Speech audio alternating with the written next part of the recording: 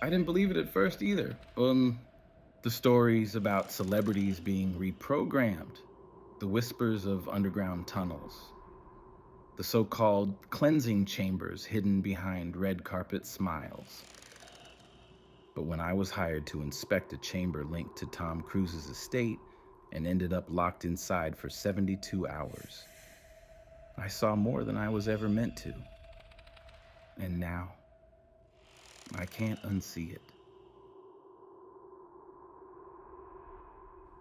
I didn't get into this line of work for the adrenaline. I'm not an ex-spy, not a whistleblower. I'm just a contractor, private sector, infrastructure retrofits, biometric system diagnostics, quiet cleanups after louder messes. You'd be surprised how many people with money want you to fix things they'll never talk about, especially when those things are buried under their homes. When the job came through, it was pitched like any other. Short term, off the books, no paper trail. But the source was unusual. An old logistics contact from my days doing federal consulting, someone I hadn't heard from since he vanished off the radar in 2019.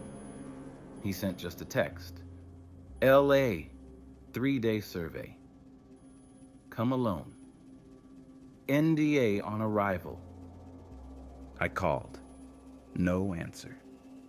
Texted back a question mark.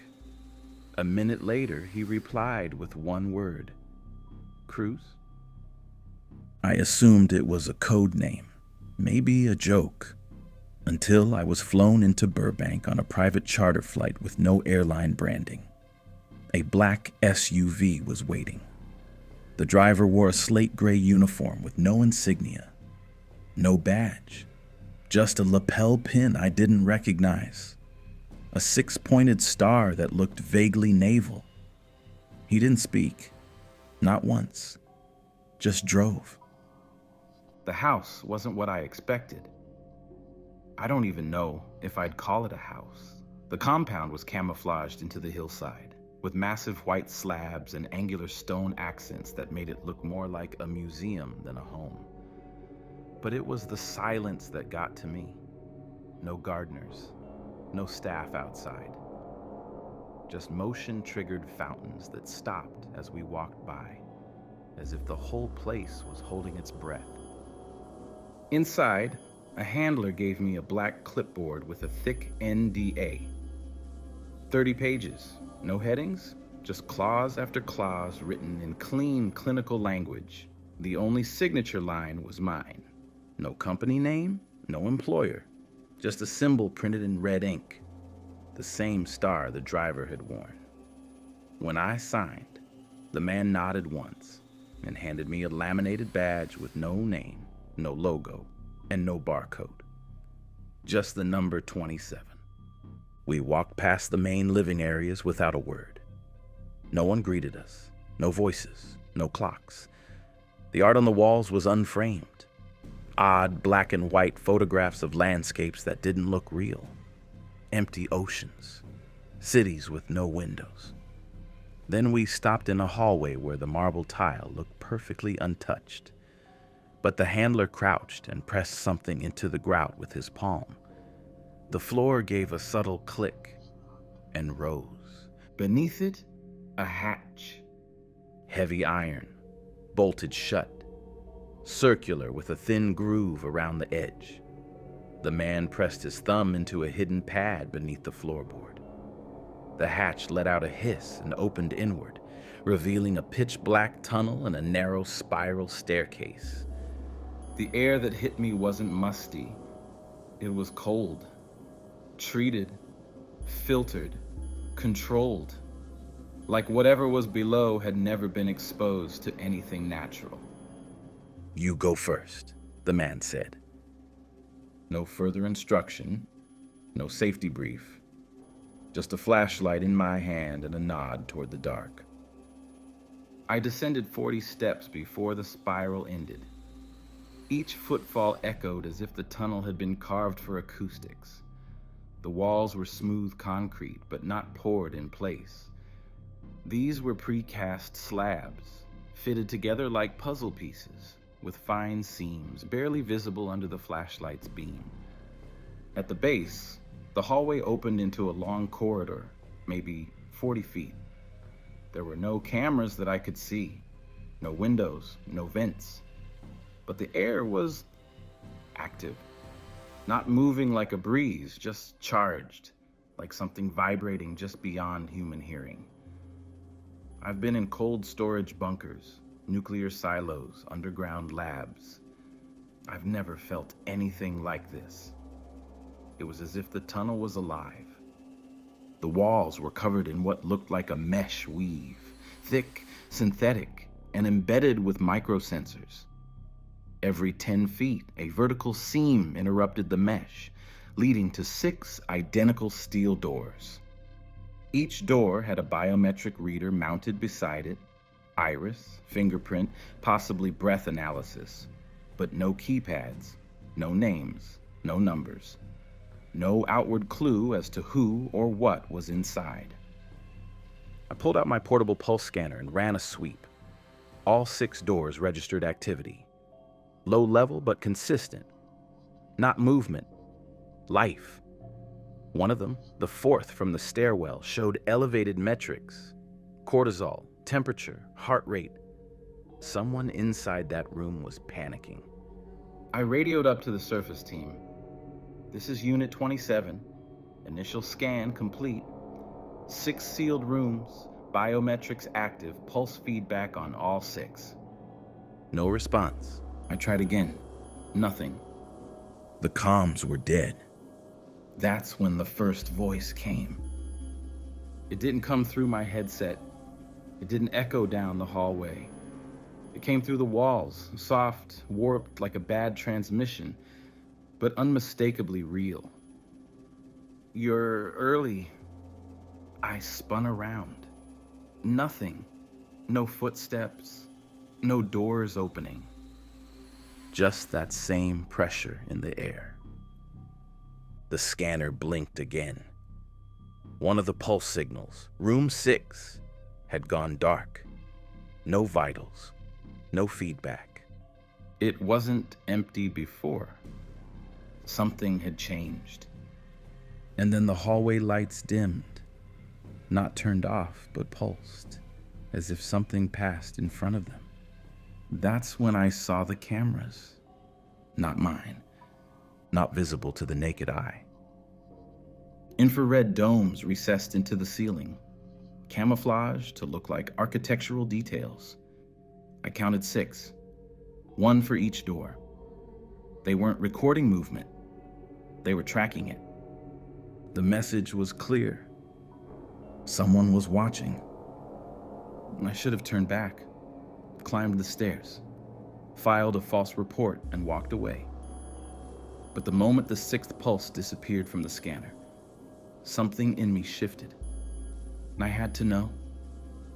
I crept toward the door with the dead signal. The scanner couldn't read anything beyond its surface now, just static. I was about to lift the sensor to try again when my boot hit something small and metallic near the base of the wall. I crouched. A camera. Not part of the system. Old. Consumer grade. A Sony Handycam. Early 2000s model. It was coated in a thin layer of dust, but the battery light was still blinking. I pressed play. The footage was almost entirely black, with a faint glow from the internal infrared mode. The voice that came through wasn't frightened. It was defeated. Day 4. Still no response. The doors talk to each other. Whisper sometimes. The hatch. It doesn't open anymore. If anyone finds this, don't let them open the 6th. That's the one they use. Tell Quincy. Tell him I tried.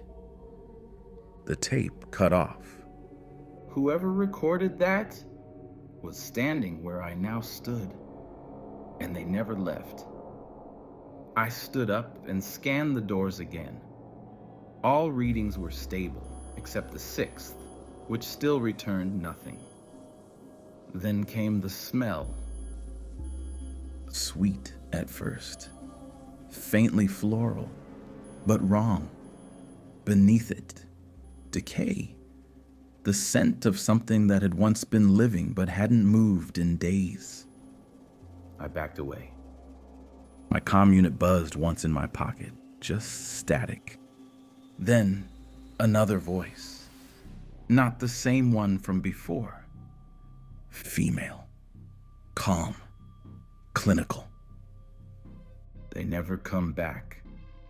Once they're opened. Why did you come alone? The hallway was still empty.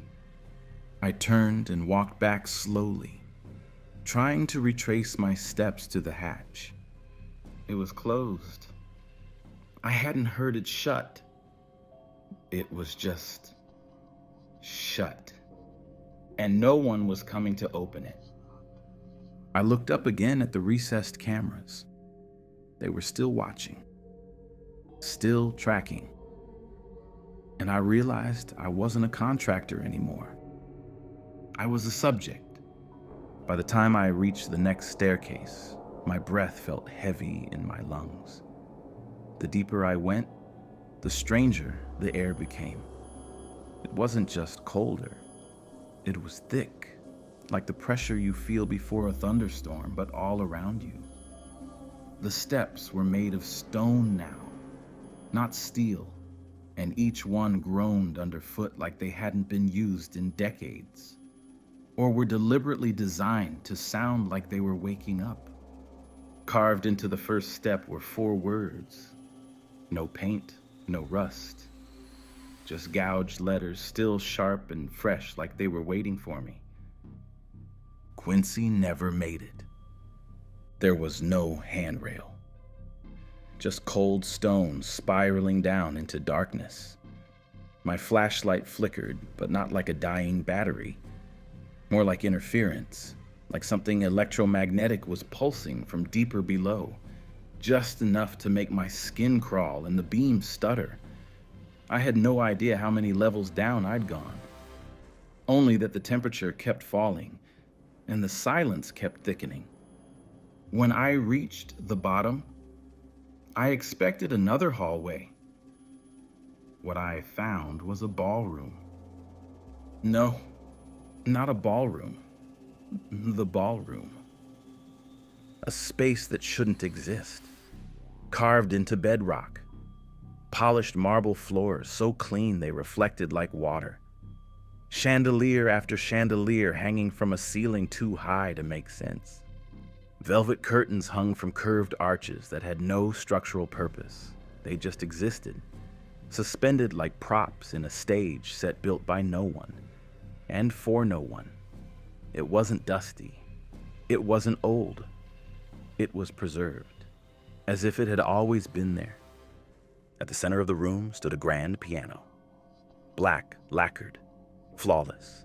Its keys were uncovered, pristine. No dust, no fingerprints. But the lid was closed, as if the performance hadn't started yet. The chairs surrounding it, 24, maybe more, were arranged in a perfect semicircle. Not a single one was out of place. They weren't luxury seats. They were audience chairs. Wooden, curved, designed to hold posture. Watching. And the mirrors. 12 of them. Evenly spaced along the walls. Each one beveled, tall, humming. Not with sound, but with light. Their surfaces shimmered slightly like heat waves under glass, warping just enough to be noticeable, just enough to unsettle you. I approached the nearest one. My reflection looked normal at first, until it didn't. A second figure appeared behind me, not reflected, present, tall, lean, wearing a white mask with no eyes and no mouth. The kind of mask you'd see in ancient ritual depictions. Not theatrical, not decorative, ceremonial. I turned fast.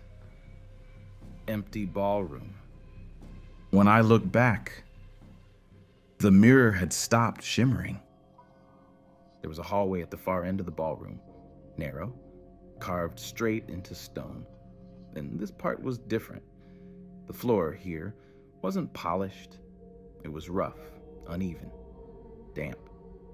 It didn't feel like a continuation of the mansion's architecture. It felt older.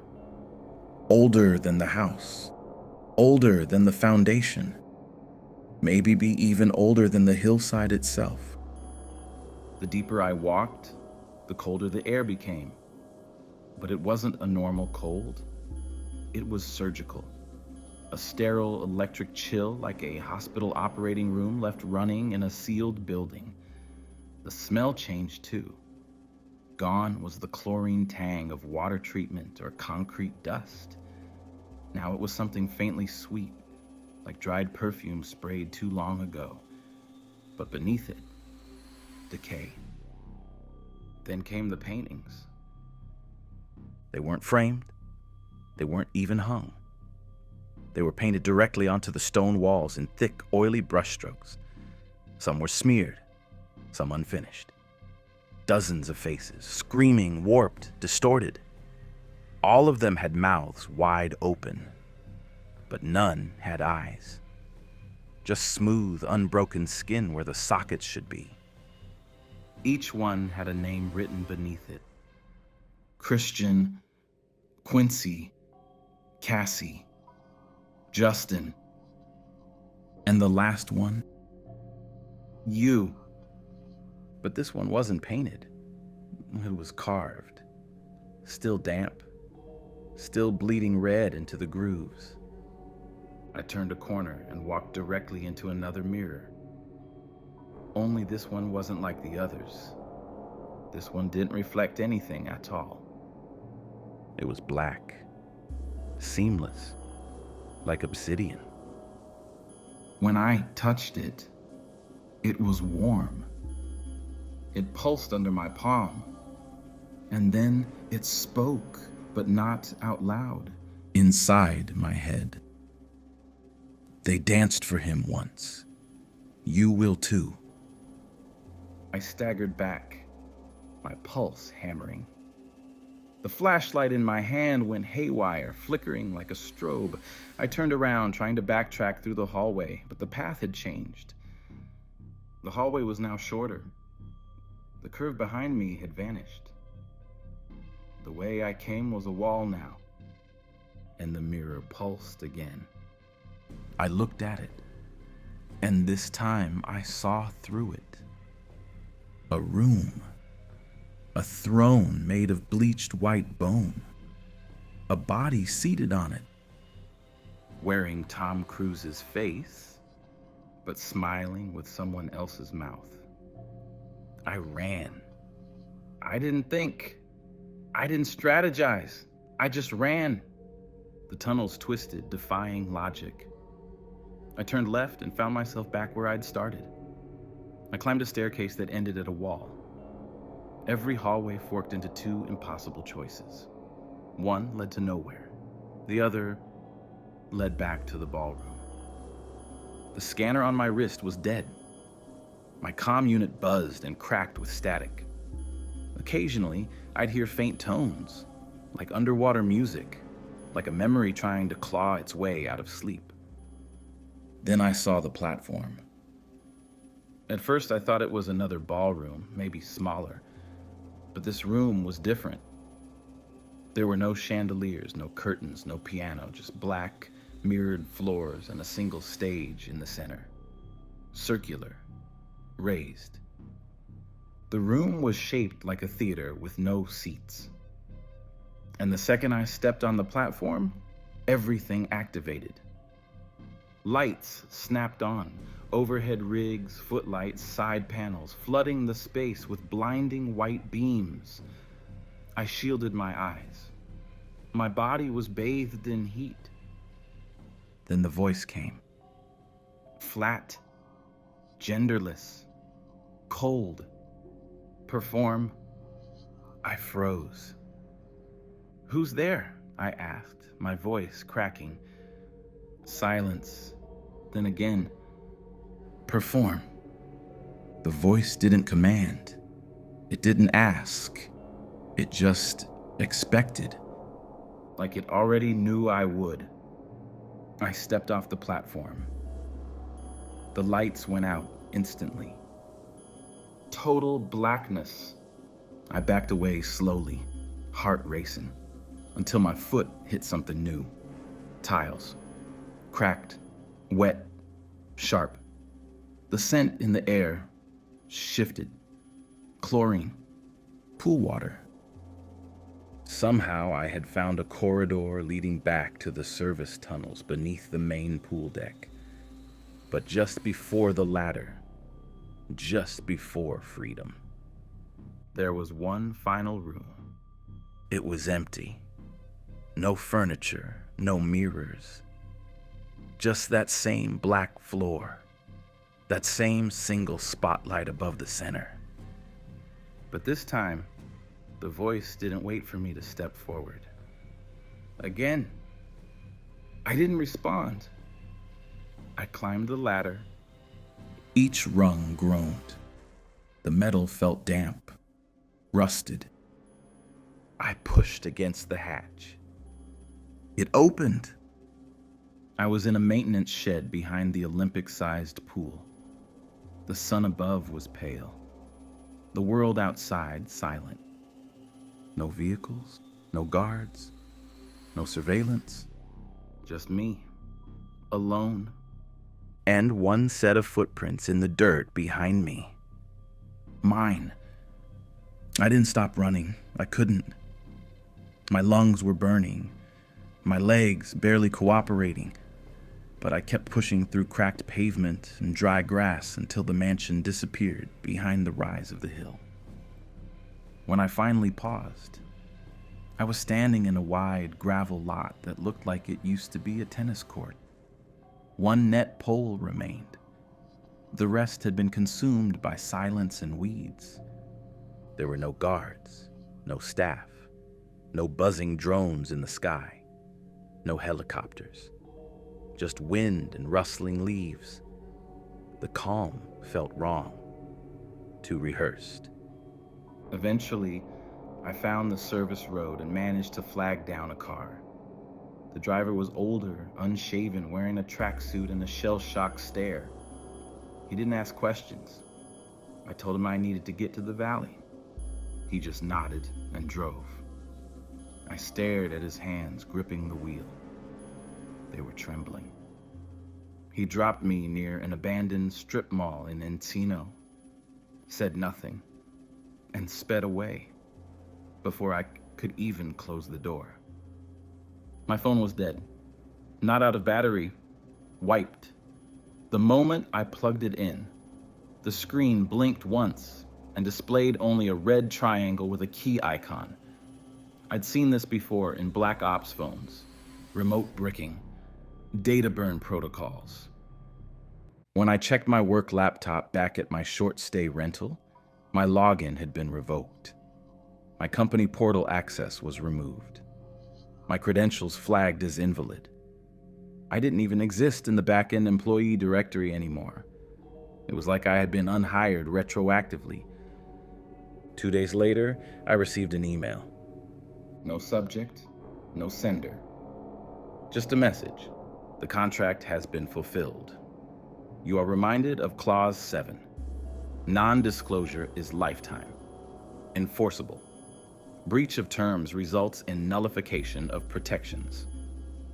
Attached to the email were two things.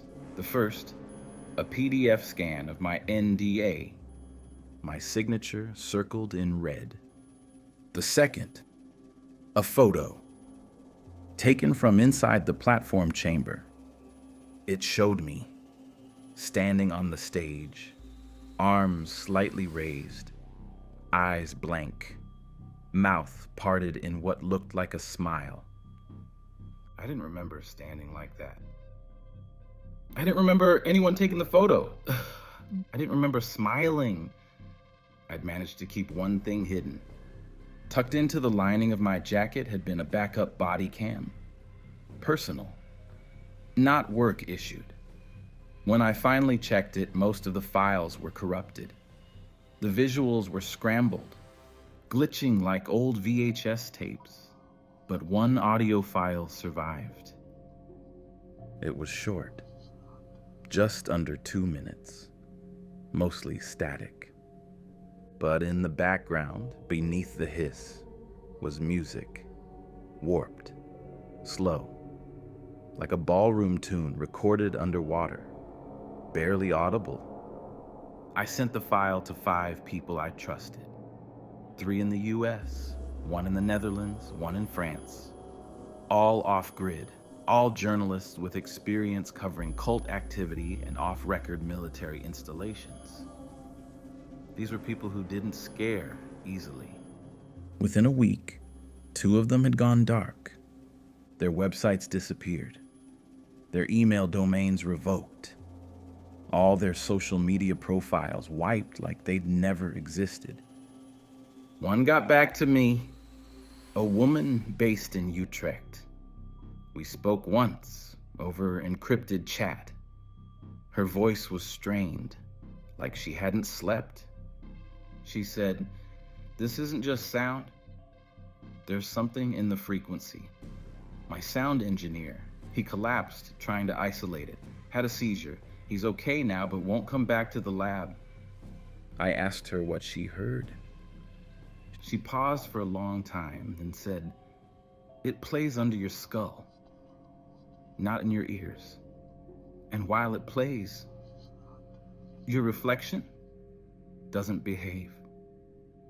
I didn't understand at first. She said she'd been monitoring the waveform on her studio monitors, and halfway through the playback, she glanced at the reflective screen and saw herself smiling. Except she wasn't. Her reflection had moved on its own. She deleted the file that night. And then she deleted the server. She told me not to contact her again. A few weeks passed. I didn't sleep, not normally, not deeply. I moved apartments, paid in cash, disconnected all social media. I used old burner flip phones from drugstore kiosks. I stopped using banks. I started sleeping in 4-hour shifts. Once at night, once in the morning. Always with lights on. Always with mirrors covered. Still, it found me. One night, while browsing an obscure surveillance leak forum, I found a buried thread titled "Scientology Tunnels Party Footage Unlisted, March 2024. It had already been deleted by the time I clicked it, but Google Cache showed a preview image. A grainy still, poorly lit, likely from a corner-mounted security cam. It was the ballroom, the piano in the center, and just behind it, me, wearing the same outfit I had escaped in, looking straight into the camera, smiling. But I wasn't holding a flashlight. I wasn't wearing my wrist scanner, and I wasn't trying to get out. I looked calm, composed, like I belonged there, like I had never left. I stared at the photo for hours, trying to explain it to myself. Maybe they filmed me and reconstructed the moment. Maybe the timestamp was doctored. Or maybe some part of me never made it out. Because the next night, I had a dream.